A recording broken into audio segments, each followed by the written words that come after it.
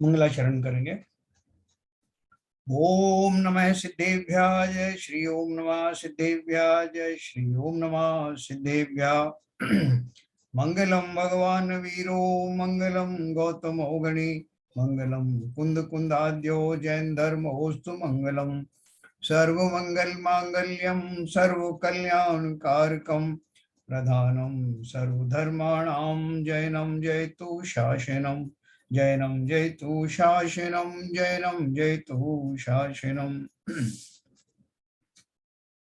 परमात्म प्रकाश ग्रंथ के माध्यम से योगेंदु देव जी के वचन हम पढ़ और सुन रहे हैं। बहुत ही उत्कृष्ट जाति के जो भाव हैं, जो हमें गृहस्थपने से निकालकर साधुपने में स्थापित करने में पूर्णतः सक्षम है। ऐसे जो उनके शब्द हैं, एक एक शब्द है जिनमें ये बीच की जो संधि है, श्रावक और मुनि के बीच की जो संधि है, उसको बड़े विशेष रूप से उन्होंने बताते हुए कैसे हम जब साधु बने, जिसे वास्तव में साधु कहते हैं, तो कौन कौन सी हमारे भाव हैं, उनके ऊपर पूर्ण नियंत्रण होना चाहिए, इसकी चर्चा चलेगी। और ये हमको बार बार इसलिए आगाह कर रहे हैं कि उस भूमिका में मुझे बहुत जल्दी प्रविष्ट होना है, इसलिए मैं उसका स्वरूप तो जानू ना। जो लोग बिना इस भूमिका को जाने, बिना वैराग्य उत्पन्न हुए, वीतरागता में रुचि उत्पन्न हुए बिना उस मैदान में उतर जाते हैं, उनकी दशा कैसी होती है। जैसे कोई वो जो होता ना, रिंग मास्टर कहलाते हैं, जो जहां पर उनकी वो युद्ध होता है बॉक्सर वगैरह का, तो बिना तैयारी के कोई वहां चला जाए तो कितनी पिटाई होगी थी उसकी। उसी प्रकार से जिन्हें साधु किसे कहते हैं, साधु की भूमिका कैसे प्राप्त होती है, क्यों साधु बनना, वर्तमान में मेरी भूमिका क्या है, उस भूमिका में मेरा स्वरूप कैसा होना चाहिए, जब तक हमें ये पर्याप्त ज्ञान ना हो तब तक साधु पने में एक दिन भी टिक नहीं सकते। वो जो शिथिलाचार की जो बात करते हैं ना, वो इसीलिए शिथिलाचार आ जाता है क्योंकि एक दिन पहले तक मैंने सोचा नहीं था कि कल से मैं साधु बनूंगा तो मेरा पूरा जीवन बदल जाएगा, सारी चर्याएं बदल जाएंगी। जो अब तक मैं खाता पीता रहा, पहनता रहा, उड़ता रहा, सोचता रहा, वो सब चिंतन तत्काल प्रभाव से भिन्न हो जाएगा। इसकी तैयारी जो नहीं करते वो वास्तव में साधु बने रह नहीं सकते। तो इसलिए उसकी तैयारी तो देखो, जो आचार्य होते हैं वो पहले से जानते हैं इस बात को, इसलिए तुरंत किसी को एकदम दीक्षा नहीं देते अनलेस कोई अपवाद रूप से कोई वीतराग भाव से भरा हुआ हो, जैसे भरत चक्रवर्ती आदि। बाकी तो सारे जीवों को प्रैक्टिस कराते हैं वो, पहले उत्तम श्रावक तो बनो। विद्यासागर महाराज भेज देते हैं वापस, जाओ 1 साल तक पहले ये व्रत धारण करो, ये सब जब इसमें परिपक्व हो जाओगे पहले ये जो है प्रतिमाएं पालन करो, उसके बाद आना। फिर आ गए, फिर उन्होंने परखा कि कितने आप आए हो उस मैदान में, कितने खरे उतरे हो, नहीं देगा तो फिर वापस भेज दिया। तो बहुत सारे लोग क्या है उसमें एक शॉर्टकट मारते हैं, अरे वो उनके पास मत जाओ, आचार्य श्री के पास, वो बहुत लंबी परीक्षा करते हैं। अपन को साधु आज बनना है, वो 1 साल बाद की बात कर रहे हैं, 2 साल बाद की बात कर रहे हैं, तो शॉर्टकट मार के इधर उधर किसी से ले आते हैं दीक्षा। किससे दीक्षा ले आए, वो स्वयं भी उस साधुपने में पारंगत नहीं हुए, उनसे दीक्षा लेके आओगे कहाँ रहोगे। क्योंकि फलत है वो व्यक्ति जो उस साधु की भूमिका से जो डगमगाते हुए हैं, और चूंकि अब वापस गृहस्थ में जा नहीं सकते, ऐसी दशा में वो ना साधु रहे ना श्रावक रहे, और हास्य का पात्र बन जाते हैं, खोटी गतियों में चले जाते हैं। तो इसलिए बहुत सावधान रहना। इसका अर्थ ये नहीं कि साधु बनने के लिए डिस्करेज कर रहे हैं, इसका अर्थ ये है अपने आप को परखो कि मैं कहाँ तक आ गया हूँ, किस स्थिति को मैं अब फेस कर सकता हूँ, मेरे अंदर में वास्तव में इस संसार से विरक्ति प्रकट हुई है क्या, संसार देह भोगों से विरक्ति यथा योग्य अगर प्रकट हुई है तो अवश्य ही मैं इस दिशा में बढ़ूं। एक एक स्टेप चेक करना। तो अपन अभी आज यही बात करेंगे। अपन ने 111 नंबर का जो दोहा पढ़ा था, उसका एक प्रक्षेपक दोहा है, प्रक्षेपक माने उससे जुड़ा हुआ एक दोहा है, उसकी अपन आज चर्चा करेंगे कि साधु को कैसा विचार करना है, उसकी चर्चा चर्या जो है वो तो है। मतलब either that side or this side। तो देखिए अपन बात करेंगे 111(2) इसका जो दोहा है मैं आपको शेयर करता हूँ। बहुत सुंदर बात है। देखो इस बात को बहुत ध्यान से सुनना कि मैं जब साधु बनूंगा, साधु बनने से पहले श्रावक की भूमिका में ही उनका सूत्रपात हो जाता है।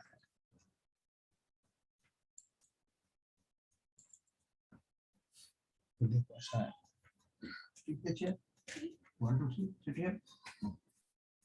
तो देखो 111 नंबर का दूसरा जो प्रक्षेपक है, काउण नग्रूवम विवसम दड्डमयम मडय सारिक्षम अहिल शशि किमण लज्जसी भिक्काए भोयणम मिठम, है ना। नीचे संस्कृत में दिया है, कृत्वा नग्न रूपम विवत्सम दग्ध मृतक सदृशम अभिलषिष किम न लज्जसे भिक्षायाम भोजनम मिष्टम। हाँ तो वो क्या दिया है, निकलो।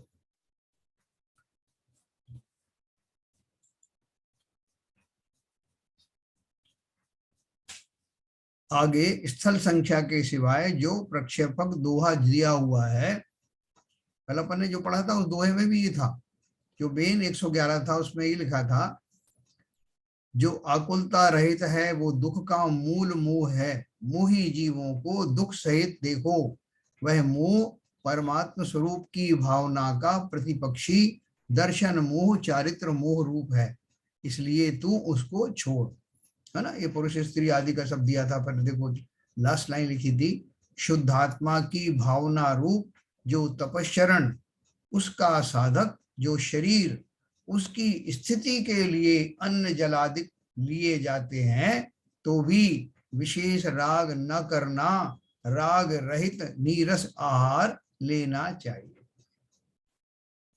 है देखो अपन ने एक बार बहुत वो एक वीडियो वगैरह इधर उधर भेजे थे, जिसमें क्या कहा था कि जो आदमी बहुत प्यासा होता है उसको ही वो पानी या शरबत बहुत ज्यादा संतुष्टि प्रदान करता है। जिसे प्यास ही नहीं लगी आप उसके सामने रख दो, पानी छोड़ शरबत रख दो, तभी कहनी साहब मुझे नहीं प्यास नहीं। अरे वही पानी आपने जो थोड़ी देर पहले पिया था तब तो आप गिर गिर पड़ रहे थे, चटकारे ले रहे थे साहब क्या पानी मिला, और शरबत में तो फिर बात ही अलग है, और अभी आप बोल रहे हो मेरी इच्छा ही नहीं। तो वो क्यों है ऐसा, क्योंकि जीव उस पदार्थ को का सेवन, पदार्थ का भोग नहीं करता, वो भोग करता है अपनी राग वृत्ति का। जितना जितना उसका बढ़ा हुआ राग होगा उतना उतना उसको विषयों में आनंद आता है।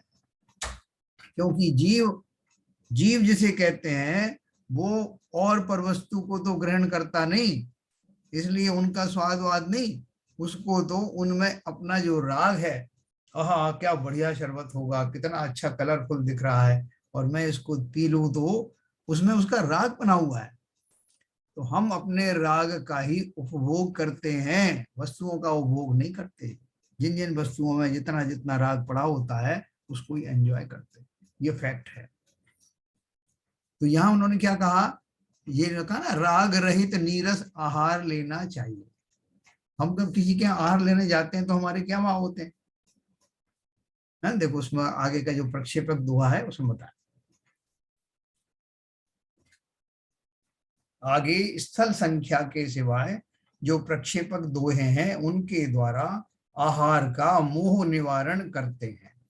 भयानक देह के मैल से युक्त जले हुए मुर्दे के समान रूप रहित ऐसे नग्न स्वरूपम यानी वस्त्र रहित नग्न रूप को धारण करके हे साधु, तू पर के घर भिक्षा को भ्रमता हुआ उस भिक्षा में स्वाद युक्त आहार की इच्छा करता है, तो तू किम न लज्ज से क्यों नहीं शर्माता।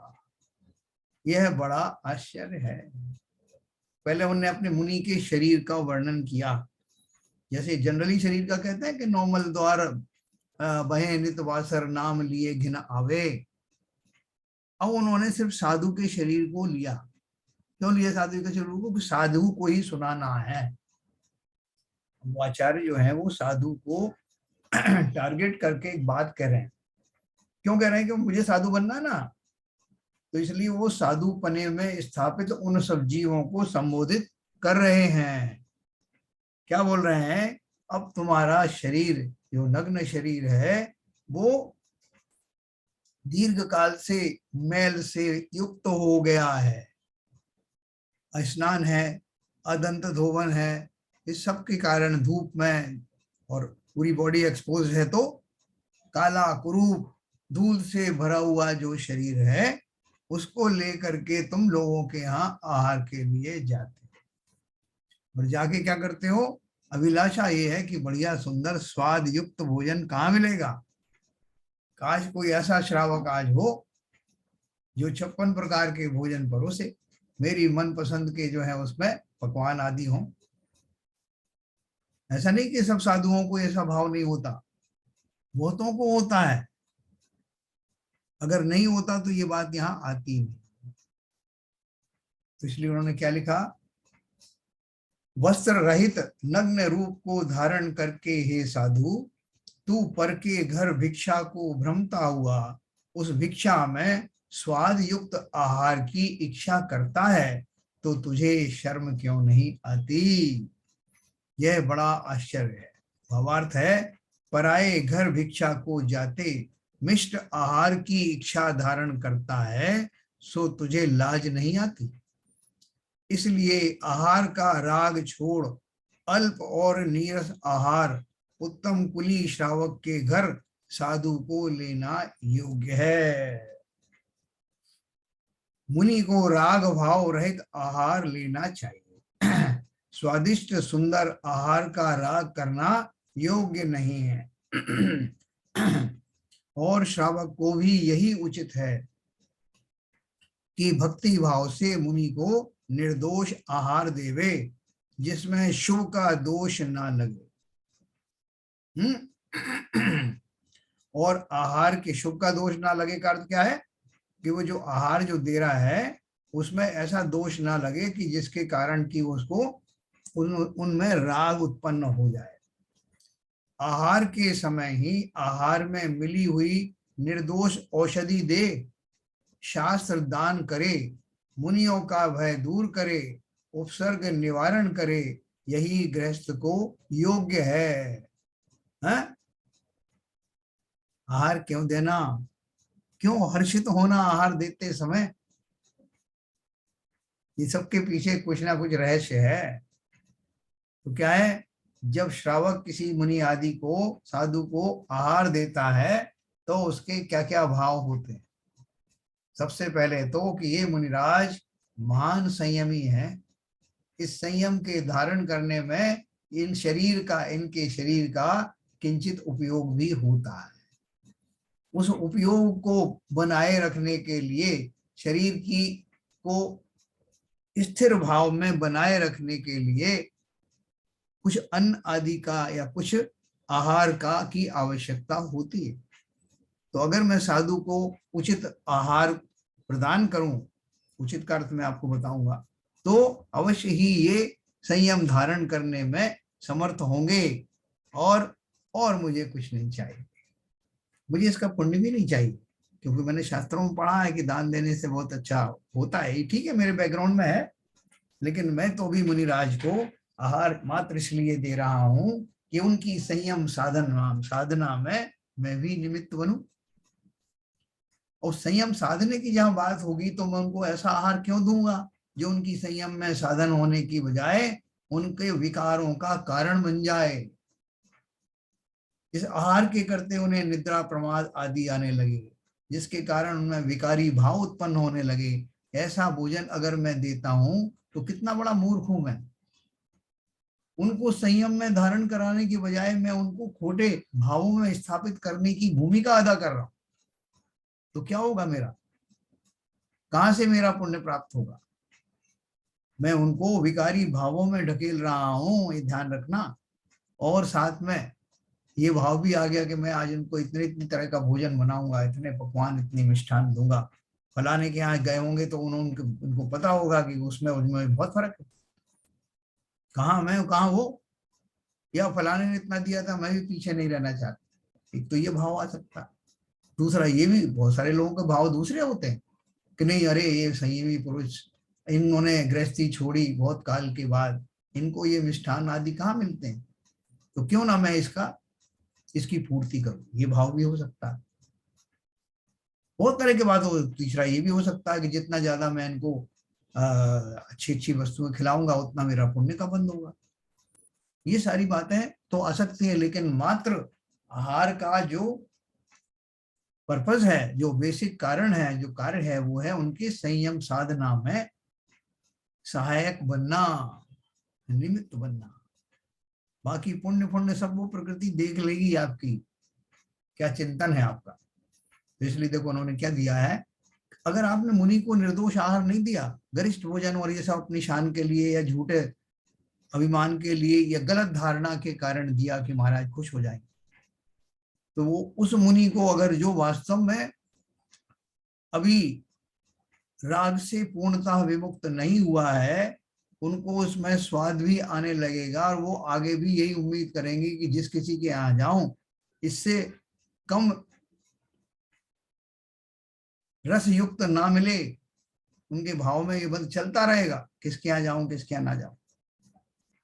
हाँ, आपने देखा होगा, बहुत जगह देखा, मैंने भी देखा था। मैं ग्वालियर में था, मैं आहार वगैरह देने एक जगह जाते थे हम, तो वहां एक क्षुल्लक जी थे, वो उनको कोई आहार देने नहीं आता था। तो हमारे माताजी पिताजी मैं जो ग्वालियर में रहते थे, हम जाते थे नियम से उनको आहार, मैं जब बैचलर था। तो वो हमसे आहार तो लेते थे थोड़े, लेकिन उनको किसी दिन मालूम पड़ जाए कि कोई पर्टिकुलर सेठ है, तो वो सेठ अगर आने वाला तो उसको देख करके वो उससे कहते नहीं नहीं नहीं नहीं, मेरा सेठ आ गया आज, उससे मिला। ये हमने प्रत्यक्ष देखा। तो क्या है कि वास्तव में साधुओं की भी जो दीक्षा आदि होती है उसमें कुछ कसर रह जाती है। उन साधुओं की जो वृत्तियां हैं, सभी वृत्तियां आचार्य को मालूम होती नहीं है। हो सकता है आचार्य बहुत कुशल भी ना हो कुछ, लेकिन जिस साधु को, जिस व्यक्ति को वो नियम आदि धारण करने हैं, वो अपनी वृत्ति को बहुत अच्छे से टटोल करके ही साधु बने, वरना उस भूमिका को लज्जित करना बहुत पाप के बंध का कारण बनता है। तो यहाँ उन्होंने लिखा, आपने बहुत ये देखा होगा कि बहुत सारे साधु जो ताबीज देने लगते हैं, औषधि बताने लगते हैं, उसके पीछे वो कारण क्या होता है कि उनको ऐसा लोभ होता है कि इस बहाने से जो है बहुत सारे लोग आएंगे, मुझे अच्छे अच्छे आहार देंगे, लाइन लग जाएगी। तो ये सब जो वृत्तियां हैं ये देखने को अपन को मिलती हैं। तो ये मैं ऐसा ना बन जाऊं, मैं उन साधुओं की, हमें कोई निंदा नहीं, ऐसा साधु उदाहरण के लिए अपन खाली लेते हैं, कैसा देखने में आता नहीं तो अपन कहेंगे ये ऐसा आप कल्पना में बात कर रहे हो, ऐसा तो होता नहीं। लेकिन उदाहरण खाली मात्र इसलिए ली जाती हैं कि हमें कम से कम उन चीजों से परहेज करना है। हम जब साधु बने, हम भी ऐसे साधु कई बार बने हैं, एक बार नहीं अनेकों बार ऐसे साधु बने, लेकिन अब की दाव नहीं चूकना है। अब जो साधु बनूं तो असली साधु बनूं। तो उसके लिए उन्होंने क्या बोला, आहार का राग छोड़ अल्प और नीरस आहार उत्तम कुली शावक के घर साधु को लेना योग्य है। मुनि को राग भाव रहित आहार लेना चाहिए। स्वादिष्ट सुंदर आहार का राग करना योग्य नहीं है, और श्रावक को भी यही उचित है कि भक्ति भाव से मुनि को निर्दोष आहार देवे, जिसमें शुभ का दोष ना लगे। शुभ का दोष मतलब ये इन रोग बात है जो अच्छा अच्छा दे रहे हैं, या जिनसे उनके विकारी भाव हो रहे हैं, या मैं अपने खाली, मुझे तो अपने पुण्य की पड़ी है, उनका जो होगा होगा। और आहार के समय ही आहार में मिली हुई निर्दोष औषधि दें। अपने मुनिराज जो है वो जानबूझ करके औषधि लेते नहीं, असली साधु हैं तो वो औषधि लेते नहीं, क्योंकि शरीर की रक्षा करने का, शरीर को संभालने का, रोग आदि दूर करने का, मरण से बचने का ऐसे भाव मुनि को होते नहीं। आपने सुना होगा ना श्री कृष्ण जी के बारे में कि श्री कृष्ण जी ने उनके नगर में जो एक मुनिराज आए थे, उनके बारे में पता लगा कि मुनिराज तपस्वी तो हैं लेकिन फला फला रोग से ग्रसित हैं, और वो किसी तरह की औषधि उनकी नॉलेज में डालोगे तो वो नहीं लेंगे। तो श्री कृष्ण जी ने क्या किया, चतुराई से राजमहल में कुछ लड्डू बनवाए। उस लड्डू में अपने राज वैद्य से पूछ करके कुछ औषधियों का मिश्रण मिला दिया, और वो लड्डू उन्होंने पूरे नगर में बंटवाए। इसलिए बंटवाए कि इन लड्डुओं को, उनकी राजाज्ञा थी कि जहां भी आहार हो, हमें आहार से मतलब नहीं, कोई भी आहार दे, लेकिन ये लड्डू साथ में जरूर दिए जाए। महाराज को कोई बड़ी व्याधि थी तो वो सब जगह पहुंच गए। महाराज का रोग में भी उसमें बहुत फर्क पड़ा, लेकिन उनको ताज्जुब बहुत हुआ कि मैं जहां जाता हूँ यही लड्डू आते हैं। ये ऐसे सबने कैसे डिसाइड कर लिया कि ऐसे लड्डू बनाना। तब उनको एक आध जगह गए, उन्होंने लास्ट में उनको मालूम पड़ा कि ऐसे ऐसे वो राजा ने, श्री कृष्ण जी ने ऐसा ऐसा प्रयत्न किया, और उस लड्डू में औषधि के माध्यम से मुनिराज की बहुत सारी व्याधि दूर हो गई। निमित्त बने, वो समय आ गया था, और उसकी पुण्य के प्रताप से, उसकी प्रभावना के प्रताप से श्री कृष्ण जी का नाम भले ही वैष्णव समाज में आज भी बड़ी आदर के साथ लिया जाता है ना। हमारे यहाँ भले हम कहते हैं कि साहब इस भाव में तो नहीं, अगले भाव में कभी वो तीर्थंकर बनेंगे, लेकिन आज भी उनकी जो पूजन वगैरह हो वैष्णवों के द्वारा भली प्रकार होती है। ये सब उनकी प्रभावना का फल है। तो यहाँ कहने का अर्थ क्या है कि अगर उनको निर्दोष औषधि भी दो तो कैसी दो, निर्दोष वो औषधि। खाने पीने की चीजों से बहुत सारी औषधि बनती है, और इस भाव के साथ में कि मुनिराज का नियम साधना बनी रहे, उनको कोई दोष युक्त दवा भी न देना पड़े, और उनका स्वास्थ्य अच्छा रहे। तो देखो लिखा, औषधि दे, निर्दोष औषधि दे, आहार के समय ही आहार में मिली हुई निर्दोष औषधि दे, शास्त्र दान करे, मुनियों का भय दूर करे, उपसर्ग निवारण करे, यही गृहस्थ को योग्य है। आप बोलोगे मुनियों का भय हम क्या दूर करेंगे, और मुनियों को भय किस बात का होता है? तो ये थोड़ी सी एक अतिशयोक्ति है। अतिशयोक्ति इस सेंस में है कि वो मुनि जो है, जैसे भोजन आदि से वो, एक तो उनको कहीं रोग आदि है तो रोग का थोड़ा सा विकल्प आता है दूर करने का, दूसरा कुछ भोजन कर रहे हैं तो उनको लगे कि पता नहीं इस भोजन से मेरा और स्वास्थ्य ना बिगड़ जाए, इस तरह का भय भी होता है। क्या पता भोजन करने के बाद मेरा संयम और डगमगा ना जाए। ये छोटे मोटे उनको भय होते हैं, तो उनको निरापद आहार दिया जाए और ऐसा सुरुचि और सुपाच्य भोजन दिया जाए जिससे उनका संयम और निरंतर करने की सामर्थ्य बनी रहे, बढ़ती रहे, और किसी तरह का नया रोग भी उत्पन्न ना होने पाए, दोष किसी तरह के भी दोष ना लगने पाए। उपसर्ग निवारण करे, यही गृहस्थ को योग्य है। दूसरा तरह का जो है मुनियों का भय कैसे दूर होता है, जैसे देशभूषण कुलभूषण मुनिराज थे ना, तो वो रामचंद्र जी के समय में वो जो तपस्या कर रहे थे, तो वहां पर एक दानव, उनके पूर्व भाव का बैरी, उसने जो है वो राक्षस ने उनके ऊपर में उपसर्ग किए। वो रोज करता था, रोज शाम को वो आ जाता था, अपना रूप धारण करके आसमान में दिखाई पड़ता था, और तरह तरह का जो उनके ऊपर में उपसर्ग, भीषण उपसर्ग करता था। उनके कारण उनका तपस्या जो है भंग हो जाती थी। तो ये बात नगर वासियों ने, जब रामचंद्र जी सीता जी वहां पहुंचे तो उनको लोगों ने बताया कि ऐसे ऐसे है। तो दोनों भाइयों ने प्रण किया कि इस राक्षस को तो हम भगा के रहेंगे।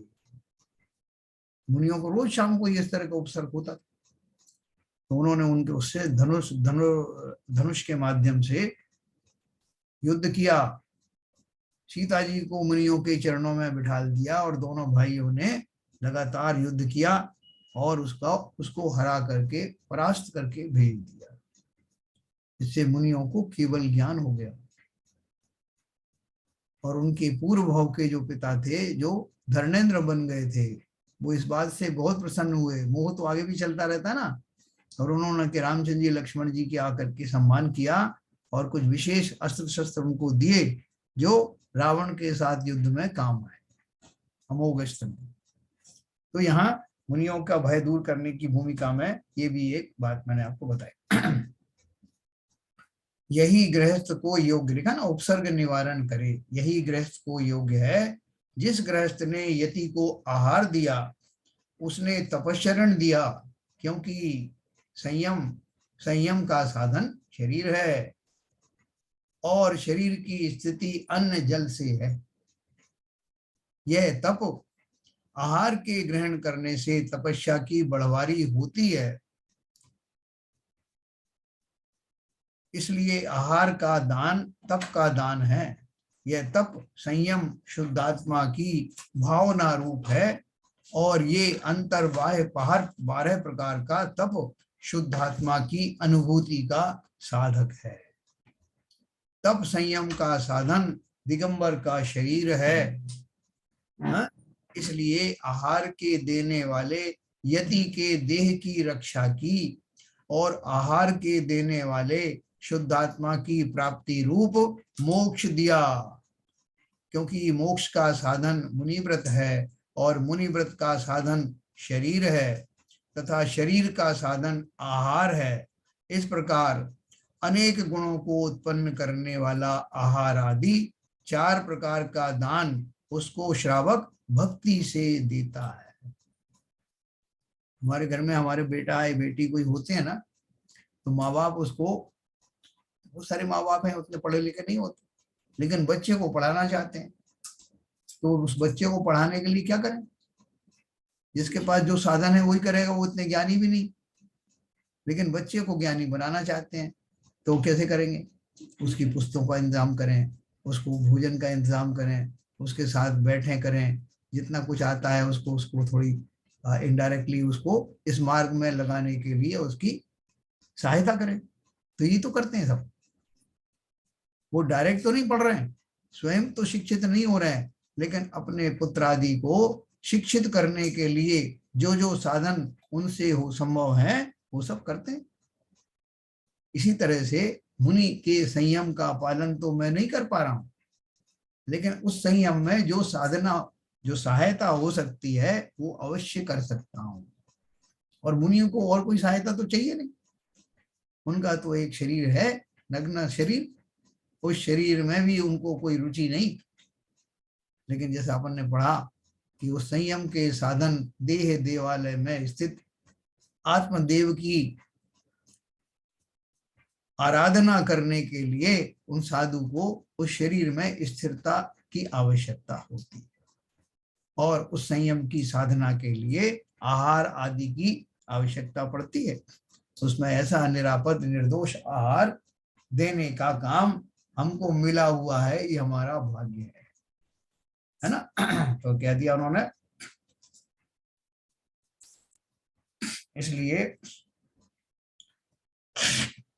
आहार के देने वाले यति के देह की रक्षा की और आहार के देने वाले शुद्धात्मा की प्राप्ति रूप मोक्ष दिया, क्योंकि मोक्ष का साधन मुनिव्रत है और मुनिव्रत का साधन शरीर है तथा शरीर का साधन आहार है। इस प्रकार अनेक गुणों को उत्पन्न करने वाला आहार आदि 4 प्रकार का दान उसको श्रावक भक्ति से देता है। दान 4 प्रकार 4 संग को दीजिए, धन बिजुरी उनहार नर भव लाहो लीजिए। तो कौन से तरह के 4 तरह के हार कौन से हैं? बताओ भाई, 4 तरह का दान कौन सा है? औषधि शास्त्र अभय आहारा। तो उन्होंने ये लिखा 4 प्रकार का दान उसको श्रावक भक्ति से देता है, तो भी निश्चय व्यवहार रत्नत्रय के आराधक योगीश्वर महातपोधन आहार को ग्रहण करते हुए भी राग करते हैं। राग करते हैं क्यों कहा उन्होंने? क्योंकि सब तरह के जीव है ना, तो राग नहीं करना, इसके लिए उपदेश देने के लिए क्यों जरूरत पड़ी? क्योंकि कुछ ऐसे भी होते हैं जिन्हें राग होता है। निश्चय व्यवहार है ना, राग द्वेष मोह, लेकिन उसके आगे क्या लिखा है? राग द्वेष मोहादि परिणाम निज भाव के शत्रु हैं, यह सारांश हुआ। अर्थात जो वास्तव में यति है, मुनिराज हैं, वो भोजन आदि से भी राग नहीं करते। इस तरह से 111 का जो प्रक्षेपक दुआ था अपन ने पढ़ा, इसका एक तीसरा नंबर, चौथा नंबर ऐसे प्रक्षेपक दुआ है। प्रक्षेपक का अर्थ क्या होता है? उसी भाव को और आगे बढ़ाने वाला। अच्छा, ये साइंस वगैरह में भी होता है, इसमें इंजीनियरिंग में भी होता है। देखो आगे फिर उन्होंने बताया 111 का तीसरा नंबर का ये वाला, जय इच्छसि भो साहु बारह वी तव हलम विहा विहुलम तो मण बैणे काये भोयण गिद्दी विभज्येसु। वो क्या क्या शब्द उपयोग किए हैं।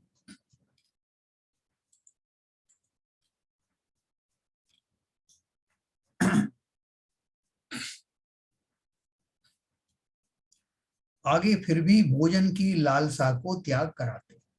हे योगी, यदि तू 12 प्रकार तप का फल, बड़ा भारी स्वर्ग मोक्ष चाहता है, तो वीतराग निजानंद एक सुख रस का आस्वाद, उसके अनुभव से तृप्त हुआ मन वचन और काय से भोजन गृद्धिम यानी भोजन की लोलुपता को त्याग कर दे। यह सारांश है। किसके लिए कहा ये? ये तो मुनियों के लिए कहा है, हमारे लिए नहीं कहा। तो मुनि बनता कौन है?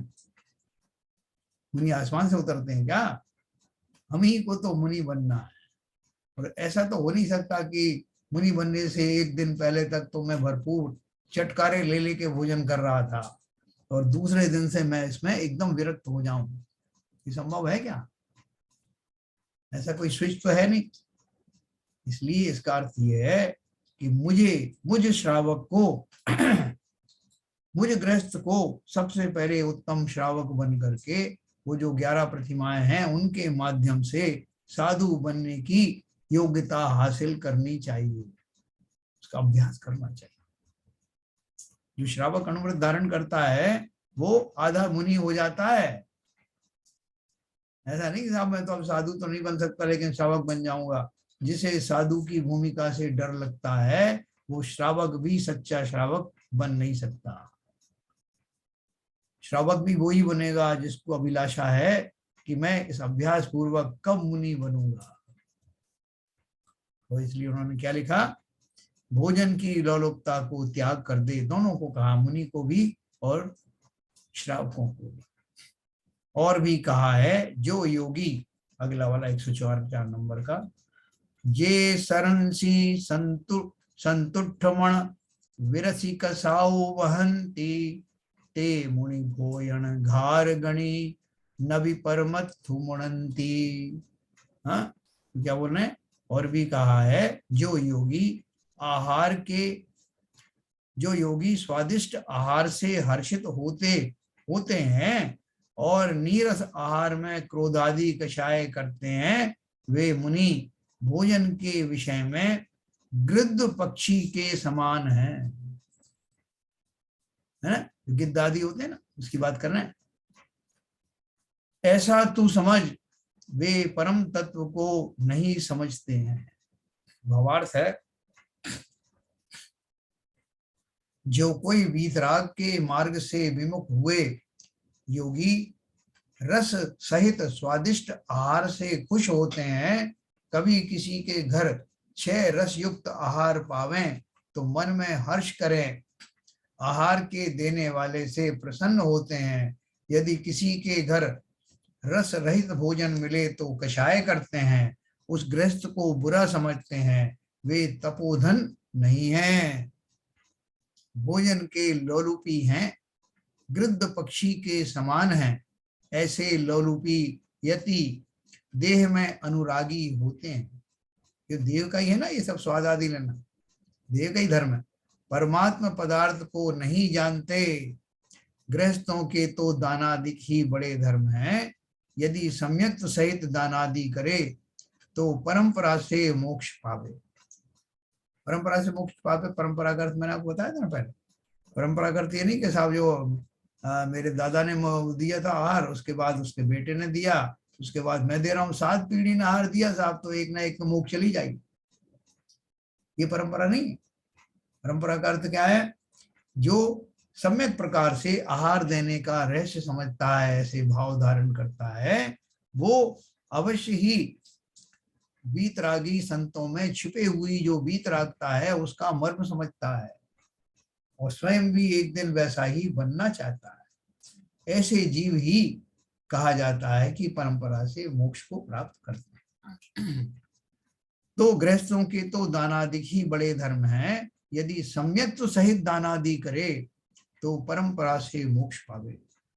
क्योंकि श्रावक का दानादि ही परम धर्म है, वह ऐसे हैं कि ये गृहस्थ लोग हमेशा विषय कषाय के अधीन हैं, इससे इनके आर्त रौद्र ध्यान उत्पन्न होते रहते हैं।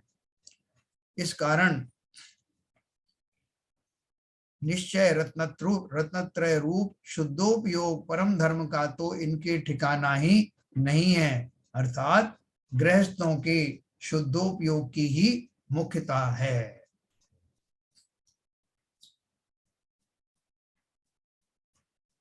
देखो, गृहस्थों के शुद्धोपयोग की मुख्यता का अर्थ क्या है? गृहस्थों को शुद्धोपयोग नहीं होता, लेकिन किसको होता है? मुनियों को। उन्होंने आगे से उसको क्लैरिफाई किया है। और शुद्धोपयोगी मुनि इनके घर आहार लेवें तो इसके समान अन्य क्या है? इसके दो दो मीनिंग है इस सेंटेंस की। गृहस्थों के शुद्धोपयोग की ही मुख्यता है, इसका अर्थ क्या निकाला जाए यहाँ?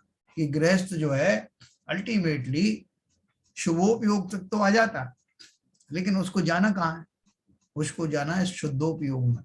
अब शुद्धोपयोग में डायरेक्ट तो जा नहीं सकता, तो शुद्धोपयोग के धारी मुनिराजों को का पड़गाहन करके उन्हें अपने समीप बुलाकर उनकी देशना धारण करके वो भी शुद्धोपयोग की ओर कदम बढ़ा सकता है।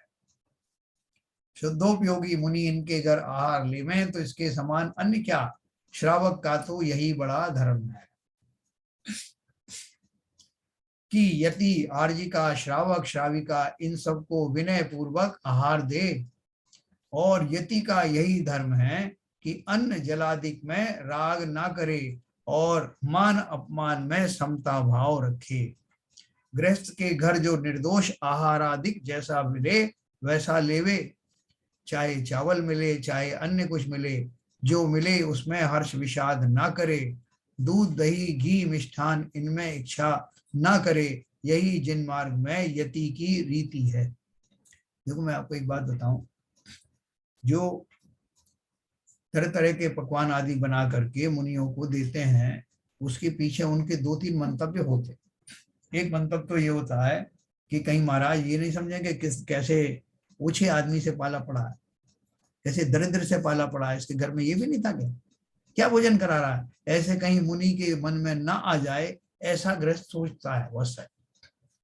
दूसरा, सामने जो खड़े हुए जो लोग देख रहे हैं और श्रावक, उनके मन में ये नहीं आया कैसा दरिद्री आदमी है, भले ही अपने जो भोजन में कटौती कर लेता, महाराज को तो चकाचक खिलाता ना।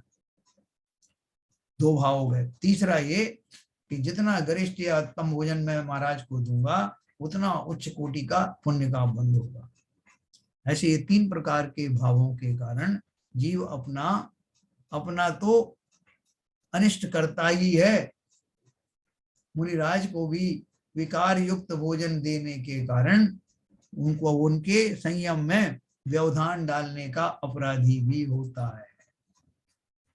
कि जैसे बताया ना कि जैन धर्म, सभी धर्म दुधारी तलवार हैं, उसको भली भांति प्रयोग नहीं किया तो हाथ कट जाता है।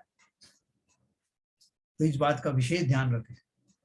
आहार देते समय जो आनंद होता है वो आनंद इस बात का होता है कि मैं आज ऐसे संयमी को भोजन कराने का निमित्त बन रहा हूं, जो उत्तम संयम के धारक हैं, जो न केवल अपना अपना कल्याण में लगे हुए हैं बल्कि इनकी देशना से मेरा भी कल्याण अवश्य होगा। ऐसे भाव दान दे मन हर्ष विषय। अब देखिए 114 11 नंबर 11 का चौथा हमने पढ़ा, अब ये कौन सा है? ये सीधा 112 आ रहा है। 112 नंबर। रुचिपयंगा सद्दिमय गए फासैणा संति अखिलौ गंधै मच्छरसी किम अनुराउ करंती। अनुराउ माने अनुराग। वो शब्द तो अपन को प्राकृत वैसे ही समझ में आ जाता है। तो क्या देखो क्या बोल रहे हैं आगे, शुद्ध आत्मा की प्राप्ति के अभाव में जो विषयी जीव 5 इंद्रियों के विषयों में आसक्त है, उनका अकाज यानी विनाश अवश्य होता है, ऐसा दिखलाते हैं। शुद्धात्मा की प्राप्ति करने निकले तो थे, लेकिन प्राप्त तो की नहीं, और क्या कर लिया, 5 इंद्रियों के विषयों का और पोषण हुआ। जब मैं गृहस्थ था तब तक तो मैं इस योग्य नहीं था या कि मैं 5 इंद्रियों के सुख पूर्वक होने वाले सब ऐसा स्वादों से भरे हुआ भोजन कर पाता। गृहस्थ दशा में तो कर नहीं पाया। मुनि बन गया, आप लोग मुनि को विशेष आदर दे रहे हैं, बहुत आनंद आ रहा है। ये ऐसा मालूम होता तो और पहले बन गए होते। खूब शक्कर के भोजन करें। तो क्या बोल रहे हैं, प्राप्त करने क्या निकले थे और किससे प्रसन्न हो गए। शुद्धात्मा की प्राप्ति के अभाव में जो विषयी 5 इंद्रियों के विषयों में आसक्त हैं, उनका अकाज यानी विनाश होता है, ऐसा दिखलाते हैं। रूप में लीन हुए, मुनियों की बात भी करेंगे और श्रावकों की भी करेंगे। रूप में लीन हुए पतंगा, पतंगा होता ना जो खुली हुई लौ के ऊपर आकर के गिरता है, उसके रूप से प्रभावित होकर के पतंग जीव दीपक में जलकर मर जाते हैं। शब्द विषय में लीन हिरण व्याध के बाणों से मारे जाते हैं। जो हिरण को पकड़ने वाले होते हैं वो क्या करते हैं, तरह तरह का संगीत बजाते हैं, बाजे बजाते हैं, और उसके लोभ से हिरण आकर के खड़े हो जाते हैं और शिकारियों का शिकार बन जाते हैं। शब्द विषय में लीन हिरण्य व्याध के बाणों से मारे जाते हैं। हाथी स्पर्श विषय के कारण गड्ढे में पड़कर बांधे जाते हैं। सुगंध की लोलुपता से भौरे कांटों में या कमल में दबकर प्राण छोड़ देते हैं। और देखो जो शिकार करने वाले उनको मालूम है कि कौन से जीवों की क्या कमजोरी है, वैसा ही वो यत्न करते हैं। जो भौरे होते हैं वो कांटों में, ये उसमें कमल जैसे कोई फूल होता है ना, फूल में उसकी गंध के कारण वहां बैठ जाते हैं, और बैठ जाते हैं वो सुबह से लेकर शाम तक बैठे रहते हैं। जब जो फूल वो बंद होने लगती पंखुड़ियां तब भी निकलते नहीं। और उनमें कितनी ताकत होती है कि वो चाहें तो, फूल तो बहुत कोमल चीज है, और भी अगर थोड़े कड़क चीज हो तो उसमें भी छेद करके निकल सकते हैं, लेकिन उस लोभ वे गंध के लोभ के कारण निकल नहीं पाते और उसी के अंदर मर जाते। तो गंध की लोलुपता से भौरे कांटों में या कमल में दबकर प्राण छोड़ देते हैं, और रस के लोभी मच्छ धीवर के जाल में पड़कर मारे जाते हैं। वो कांटे में वो लगा देता है ना कुछ मांस का टुकड़ा, तो उससे वो मछलियां आ जाती। एक एक विषय कषाय में आसक्त हुए जीव नाश को प्राप्त होते हैं। जो पंचेंद्री का कहना ही तो, पंचेंद्री का तो कहना ही क्या, हमारे पास तो बहुत तरीके हैं फंसने के। 5 प्रकार से फंसाओ ना हमको। उनके तो एक एक खास इंद्री के विषय सुख की अभिलाषा है, हमें 5 इंद्रियों की अभिलाषा है। इसलिए हमें पकड़ना, हमें संसार में फंसाना बहुत आसान। बहुत सारे लोग हमारे यहाँ भी बहुत से जो भोजन में इतना रस लेते हैं कि उनकी जो है इसी बात के ऊपर में झगड़े होते रहते हैं घर में। और वो क्या बोलते हैं, एक बार भोजन ही तो करते हैं हम, और हमारा क्या शौक है, हमसे ये नहीं बनता कि ये बनाओ बनाओ, देखो हम कितनी कमाई करके लाते हैं, हमारा और क्या है, बढ़िया बढ़िया भोजन करा। तो बढ़िया भोजन की परिभाषा में 5 इंद्रियों के विषयों की पुष्टि हम करना चाहते हैं। भावार्थ है पंचेंद्री के विषयों की इच्छा आदि जो सब खोटे ध्यान, वे ही हुए विकल्प, उनसे रहित विषय कषाय रहित जो निर्दोष परमात्मा उसका सम्यक श्रद्धान ज्ञान आचरण रूप जो निर्विकल्प समाधि, उससे उत्पन्न वीतराग परम आह्लाद रूप सुख अमृत, उसके रस के स्वाद कर पूर्ण कलश की तरह भरे हुए जो केवल ज्ञानादि व्यक्ति रूप कार्य समय सार, उसका उत्पन्न करने वाला जो शुद्धोपयोग रूप कारण समय सार, उसकी भावना से रहित संसारी जीव विषयों के अनुरागी 5 इंद्रियों के लोलुपी भव भव में नाश पाते। और लंबा सेंटेंस है ना, लेकिन इसका अर्थ क्या है? सिंपल अर्थ है। आपने वो देखा होगा ना, आज मैं एक वीडियो पे चल रहा है, एक बंदर दिखाते हैं, बंदर, उस बंदर को किसी ने एक ब्रेड दी, ब्रेड का टुकड़ा दिया, तो वो ब्रेड खाने लगा। दूसरा ब्रेड का टुकड़ा पकड़ाया तो उसने उसको भी ले लिया, तीसरा और भी ब्रेड कुछ और 3-4 चीजें दी, वो उसको पकड़ के, हैं केला दिया तो केला, अब वो इसको छोड़ के केला खाने लगा। दूसरा केला दिया तो पहले वाले केले को छोड़ के दूसरा केला खाने लगा। उसके दोनों हाथ भर गए, उसने यहाँ तक समेटा उनको, उसके बाद भी लोग देते चले जा रहे हैं। और वो बड़ा उसमें पड़ गया कि मैं करूं क्या, तो वो आधा खाए, जरा सा खाए, फिर छोड़ दे, फिर दूसरा आ रहा है, और वो इतना परेशान हो गया कि उसको खाने में वो आनंद ही नहीं आ रहा। वो उनको संग्रह करने में कि ये भी मुझसे छूट ना जाए, कोई और आके ना ले जाए, इस भाव में लगा हुआ। अपने ग्रुप में भी डाला है वो, तो बहुत बहुत बढ़िया उदाहरण है इस बात का कि मेरी आसक्ति कैसे परद्रव्यों में भरी पड़ी, उस चक्कर में जो है उसका भी मैं आनंद नहीं ले पाता। इसलिए उनका ना एक गाने में, जो कुछ नहीं है उसकी खातिर जो है वह ना खोना। तो इन्होंने यही कहा, जो जीव पंचेंद्रीय जीव का लोलुपी है, जो एक एक इंद्री के विषयों में झपट्टे मारता रहता है, ऐसा जानकर इन विषयों में विवेकी कैसे राग को प्राप्त होवे। कभी विषयाभिलाषी नहीं होते, पतंग आदि एक एक विषय में लीन हुए नष्ट हो जाते हैं, लेकिन जो 5 इंद्रियों के विषयों में मोहित हैं, वे वीतराग चिदानंद स्वभाव परमात्म तत्व उसको न सेवते हुए, न जानते हुए और न भावते हुए अज्ञानी जीव मिथ्या मार्ग को वांछते, मिथ्या मार्ग को चाहते हैं, कुमार्ग की रुचि रखते हैं, नरकादि गति में घानी में पिलना, करों से विदरना और शूली पर चढ़ना इत्यादि अनेक दुखों को देहादिक की प्रीति से भोगते हैं। ये अज्ञानी जीव वीतराग निर्विकल्प परम समाधि से परान्मुख हैं, जिनके चित्त चंचल हैं, कभी निश्चल चित्त कर निज रूप को नहीं ध्यावते हैं, और जो पुरुष स्नेह से रहित हैं, वीतराग निर्विकल्प समाधि में लीन हैं, वे ही लीला मात्र में संसार को तैर जाते हैं। आपसे कहें कि साहब ये इतना बड़ा समुद्र है, इसको पार कर लो, उस पार पहुंच जाओगे, देखो क्या क्या चीजें मिलती। आप बोलोगे साहब समुद्र कितना बड़ा विशाल आप दिखा रहे हो, मैं तो एक नदी पार नहीं कर सकता, और नदी क्या, मैं तो एक तालाब पार नहीं कर सकता, और आप मुझे ये समुद्र दिखा रहे हो, ये कैसे होगा? तो बोले ये उनको ही संभव है जिनकी भुजाओं में बल हो।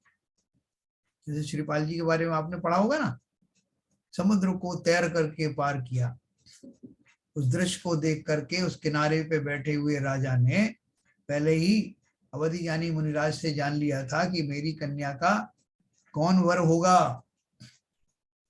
उन्होंने बता दिया था कि जो व्यक्ति अपनी भुजाओं के बल पर तैरता हुआ समुद्र को पार करे, वो ही महाबली इस पुत्री का वर होगा। है प्रसिद्ध कहानी है ना। और वो आए और वैसा ही हुआ।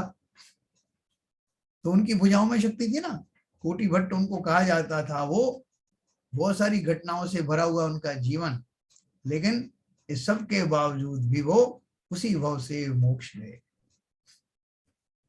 पराक्रम तो वो है पराक्रम, समुद्र तैरना कोई पराक्रम नहीं। असली पराक्रम उन्होंने जो बताया वो यही कहा कि वे ही लीला मात्र में संसार समुद्र को पार कर लेते हैं। जिन्हें किसी प्रकार का लोभ नहीं, किसी प्रकार के रसों में, पंचेंद्री के विषयों में जिनका मन नहीं, जिन्हें अपना वो शुद्धात्मा आत्मा ही सबसे श्रेयस्कर और रुचिकर लगता है, ऐसे महान मुनिराज ही इस संसार को पार करने में समर्थ है। तो चलिए, आपको 2-4 मिनट बचे हैं, हम अभी बात करते हैं।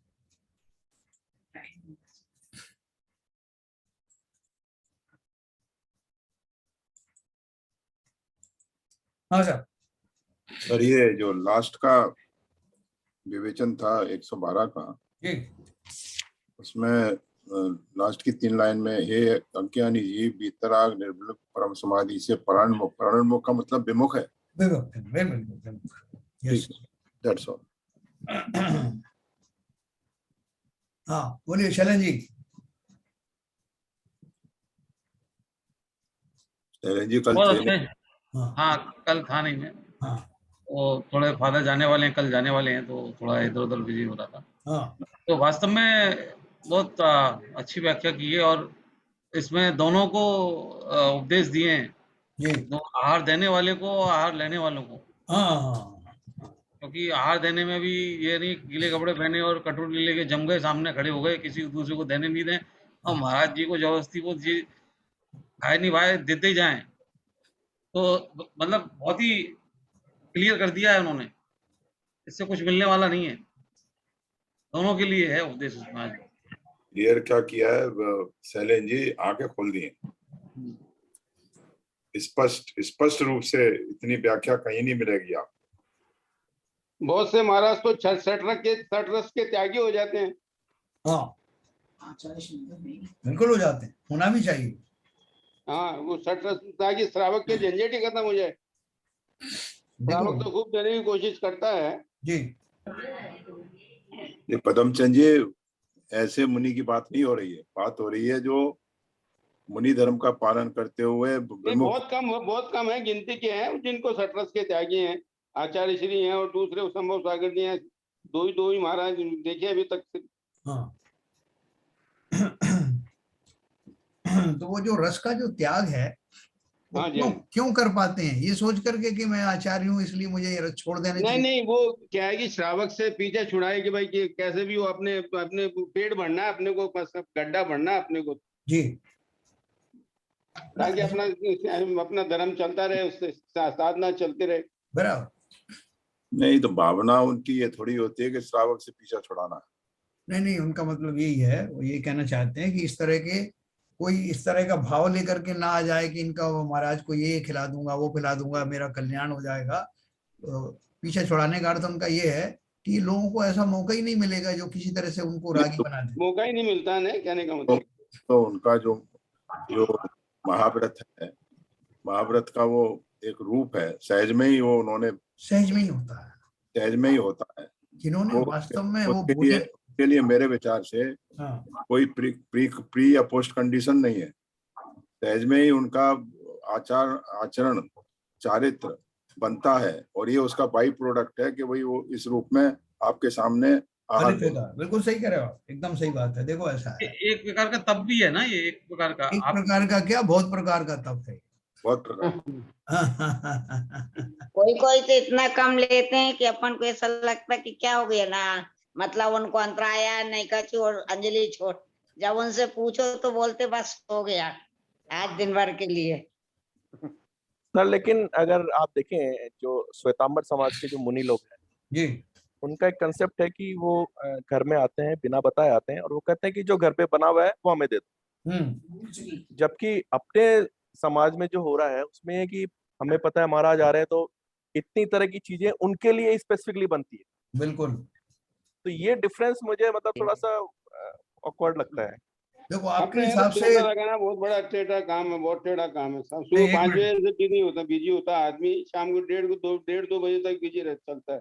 नहीं, एक हाँ बिल्कुल सही कहा आपने पदमचंद जी। संजय जी, आप ये बताओ कि इन दोनों में से कौन सी चीज आपको ठीक लगती है?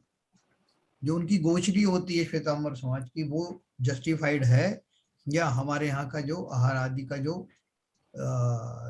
चलता है वो अच्छा है? क्या अच्छा है? नहीं सर, मतलब अगर स्वच्छता के हिसाब से देखें या उसके हिसाब से देखें तो हमारा बहुत अच्छा है। हाँ।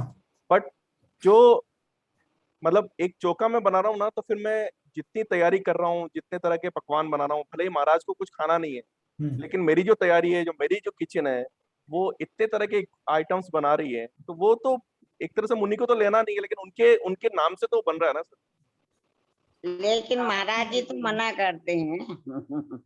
देखो नहीं, इसमें है आपने, ना, हाँ ये क्या बोलते हैं, पहले जैसे पहले के काल में सब श्रावक होते थे, हाँ सब वैसा ही शुद्ध आहार करते थे, और मुनि कभी भी आ जाएं वो तो पहले ही खड़े हो जाते थे पड़गान के लिए कि कोई मुनि निकले तो मैं उन्हें पड़गा दूं, आहार करा दूं, और उसके बाद मैं आहार करूं। अब नहीं आते हाँ थे तो फिर वो इस भावना से कि चलो जहाँ भी उनके आहार हो अच्छे से हो, कोई भी भूखा ना रहे, ऐसा भाव करके खा लेते थे। पर आज हमारा वैसा शुद्ध वो है ही नहीं, हम ही अशुद्ध खाने लगे, और फिर हमें मुनि के लिए अलग बनाना पड़ता है। देखो, एक तो फैक्टर ये ऋतु ने बताया, वो फैक्टर है। दूसरी बात मैं बिल्कुल आपको, फैक्ट है ये। हाँ दूसरी बात मैं आपको और बताऊं कि ये जो अभी आपके यहाँ घर पे कभी आचार्य श्री का आहार हुआ हो, तो आप क्या करेंगे? जब या होने की संभावना हो तो आप क्या बनाओगे? 56 प्रकार के भोजन बनाओगे, या ये ध्यान रख करके कि वो कुछ लेते नहीं है, तो क्या बनाओगे? ये बात आपको कैसे मालूम पड़ी कि वो कुछ लेंगे नहीं? क्योंकि उनके सामने जो चेष्टा की गई हो आहार देने की, तो उन्होंने मना किया होगा। तो ये संदेश चला गया पूरी समाज में कि महाराज तो कुछ रसों का त्याग है। उसी प्रकार से जो मुनि हैं वो एक बार में मैसेज दे देंगे कि मुझे ये गरिष्ठ भोजन नहीं पसंद है, सादगी भरा लाओ। अगर वो ऐसा नहीं कम्युनिकेट करते हैं तो लोगों में यही होड़ लगी रहेगी जो आप कह रहे हो ना, एक से एक बना के देने वाले। तो महाराज ने तो मना किया नहीं, चला रहा। लेकिन महाराज जी तो मना तो कर देते हैं सर, आप थाली में दिखाते हैं तो उनके सामने लाते हैं कटोरियां, वही सर, वही तरीका है, उठवा देते हैं, करवा देते हैं आपको। उठवा देते हैं। तो वही महाराज का आपके यहाँ वो चातुर्मास हो और आपको वो प्रसिद्ध हो जाए कि वो महाराज ये सब नहीं लेते हैं, ये नहीं लेते, वो नहीं लेते, तो फिर आप क्या करोगे? चेष्टा ही नहीं करोगे। तो दोनों तरफ से होता है। मैंने महाराज थे अपने, क्या नाम है, सन्मत सागर जी, उनका संग देखा था। तो उसमें से आधे से ज्यादा महाराजों को कोई आहार देने ही नहीं जाता था, और वो बड़े बड़े थे सब, क्योंकि वो कुछ लेते ही नहीं थे। और सबको शुद्ध, जिसको देना है शुद्ध जल का त्याग है तो दे दो, नहीं तो वो लेते ही नहीं थे। तो उनके चौके खाली पड़े रहते थे, और कुछ ऐसे थे जिनको देने के लिए भीड़ लगी रहती थी। तो यही तो होता है, क्योंकि जब उनका शुद्ध जल का त्याग है, खुद कुछ आहार लेते नहीं, दो चार ही चीज लेते हैं, अन्न छोड़ा हुआ है, तेल छोड़ा हुआ है, नमक छोड़ा हुआ है। देखो बहुत आपने बड़ी बात कही है। तो वो चौकी क्यों खाली पड़े रहते थे? क्या वो मुनि नहीं है, बल्कि उत्कृष्ट मुनि है, लेकिन चौके क्यों खाली पड़े रहते हैं? क्योंकि जो दान देने वाले हैं उनका मिसकंसेप्ट है, वो ये मानते हैं कि जब तक 56 प्रकार के भोजन महाराज को नहीं दूंगा, मुझे पुण्य की प्राप्ति कैसे होगी, मैं अपना वैभव कैसे दिखाऊंगा? सर ये बहुत कॉम्प्लेक्स इशू है, बहुत कॉम्प्लेक्स है, बिल्कुल सही कहा आपने। इसकी विवेचना करना बड़ा मुश्किल है। क्योंकि ये परमुटेशन कॉम्बिनेशन वाली बात है। कौन से मुनि के किस तरह के कितने त्याग हैं और कैसा श्रावक मिलता है, और उसकी भावना क्या है, किस भावना से वो बनाना भी पड़ता ना कि क्या मालूम मुनि क्या चीज ले रहे, क्या नहीं ले रहे। एक मिनट को बनाना भी पड़ता है। बनमाला जी, एक मिनट। मैं क्या कह रहा था कि श्रावक भी किस प्रकृति का है, उसके भाव क्या है, बिल्कुल उसकी आचार संहिता क्या है, वो किस भाव से आहार बना रहा है, भाव से आहार दे रहा है, और मुनि के कितने संयम है, क्या है। तो ये बड़ा कॉम्प्लेक्स इशू है सर, इस पे विवेचना करना बहुत सही बात आपने कही है कि ये दोनों के भावों का जो मेल होकर के जो बनता है, वो उनमें अनंत भेद है। यस, मुनि के कैसे भाव थे, किस अपेक्षा से उन्होंने ग्रहण किया, किस अपेक्षा से श्रावक ने दिया। बीच में कुछ श्रावक ऐसे भी थे, कुछ वैसे भी थे। वो ये भी सोच रहा था कि पूरा मुनि संघ आया हुआ है, एक अगर नीरस भोजन लेता है तो क्या हुआ, दूसरों के लिए तो बाकी भोजन की व्यवस्था करनी है ना। तो 6 रसों का त्याग जो है, 4 रसों का त्याग होता था मुनि महाराज के। आजकल जो है नमक भी लोग डाल देते हैं। यस, पहले नमक का तो हर मुनि को उसके संयम धारण के साथ में त्याग होता था, नमक नाम की चीज ही नहीं पड़ती थी। नहीं तो एक चीज और देखी होगी आपने जैन साहब, जिस चौके में आहार हो रहा है और जिस चौके में मुनि नहीं गए हैं वो अपने चौके से लेके आके उनको वहां पर आहार देते हैं। वो अलग, हाँ सर, अलग चीजें, उसमें बहुत सारे दोष हैं, अंतराय दोष के वहाँ कितने प्रकार के होते हैं। मैं बता रहा हूँ, सब तरह की क्रिया देखने को मिलती है। तो देखो, इन सब के पीछे एक सार की बात इतनी है कि ना तो श्रावकों को इस मोह में पड़ना है कि मैं अपने पुण्य में बढ़ोतरी करूं या अपना वैभव दिखाऊं, मुनिराज का जो होना है होता रहे, और मुझे अपना ये पुण्य की वृद्धि करनी, ना तो हम इस चक्कर में पड़े, और ना ही मुनिराज को उन भोजन आदि के प्रति आसक्ति और राग हो, जिन्हें छोड़ करके, कहते हैं ना, जैसे उल्टी की हुई हो जिन चीजों की, उसको पुनः ग्रहण करना। जिन विषयों का त्याग करके मुनि धर्म में प्रविष्ट हुए हैं, उन विषयों के प्रति आकर्षण रखना ठीक उसी प्रकार से। अरे जैसा मैंने देखा है, बोलते हैं आज हमने महाराज जी थोड़ा सा डोसा बनाया ले लीजिए, कोफ्ता बनाया ले लीजिए। अरे क्या क्या क्या प्रेजेंट कर रहे हो, क्या हार दे रहे हो आप, समझे? तो इसमें क्या है, देखो एक्चुअली बहुत सारी जो है वो गलत मान्यताएं जुड़ी हुई हैं। अभी हमारा विषय और चलेगा अभी 1-2 दिन के, तो उसमें अपन और चर्चा करेंगे इस बारे में। और ये चर्चा करने का लाभ ये है कि कम से कम हम अपने भावों को अगले समय में जब भी मैं आहार दूं, मेरे भावों में वो दूषण नहीं आना चाहिए। जो अब तक रहा है तो वो भी निकल जाए। बहुत बढ़िया है ना। इस भाव के साथ अपन कल इसकी और चर्चा करेंगे, किसी की निंदा के भाव से नहीं। मैं स्वयं में वो विकारों को दूर करने के लिए, जो मेरे अंदर में जो गलत धारणाएं भर गई हैं, उनको निकालने के लिए अपन इसका साधन का प्रयोग कल भी करेंगे। ठीक है सर, समय हो गया। जिनवाणी स्तुति करें।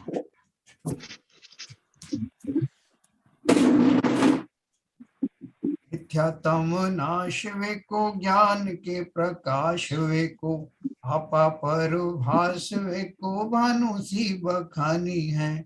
छाओ द्रव्य जान वे को, बंद विधि भान वे को, चौपर पिछान वे को, परम प्रमानी है।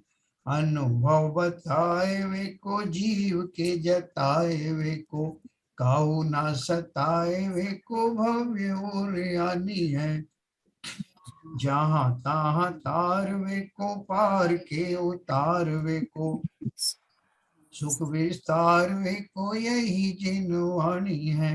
हे जिनवाणी भारती, तो हे जपो दिन रैन, जो तेरी शरणा गहे, सो पावे सुख चैन। जावाणी के ज्ञान ते, सुखे लोकालोक, सो वाणी मस्तक धरूं, सदा दे तू धो। जिनवाणी माता की जय।